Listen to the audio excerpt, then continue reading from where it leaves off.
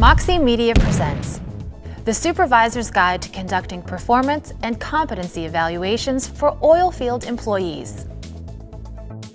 As a supervisor, you have a big influence on the lives of your employees. You have both the duty and the honor to help them improve their performance and develop their professionalism. Annual performance and competency reviews are your formal opportunities to look back and look ahead. They give you the chance to summarize the conversations you've had with crew members about the quality of their work during the prior year and to set new goals for the coming year.